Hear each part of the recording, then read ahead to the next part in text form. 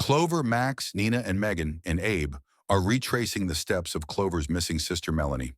The group stops by a gas station from which Melanie had previously sent a message, and Clover meets the station attendant, Hill. He claims that people tend to go missing near a mining town called Glore Valley.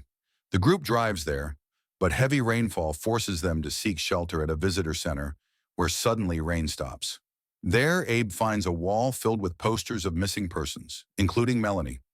Downstairs, the group finds another house underneath. A masked assailant suddenly attacks and kills everyone. The group awakens on the first night with a new additional guestbook signature and their own missing person posters on the board. They realize that the night is repeating, indicated by an hourglass in the main room. Megan is possessed and killed by a supernatural force that drags Clover into a dilapidated house across from the center, where she meets an elderly Glore Valley resident who tells her that she can either survive the night or become part of it. Abe and Nina are murdered by the masked assailant. Possessed, Clover kills Max before she gets run over and dies. The night begins anew as the group realizes they are in a time loop, with only 13 deaths before they disappear like the other visitors.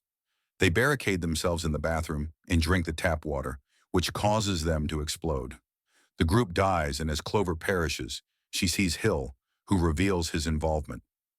Starting the night again, an argument arises between the group.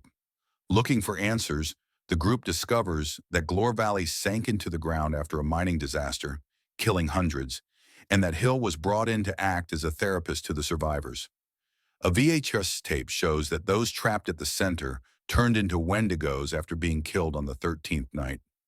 Clover confronts Hill, who reveals he is running experiments, and the creatures they faced are manifestations of Clover's depression and fears.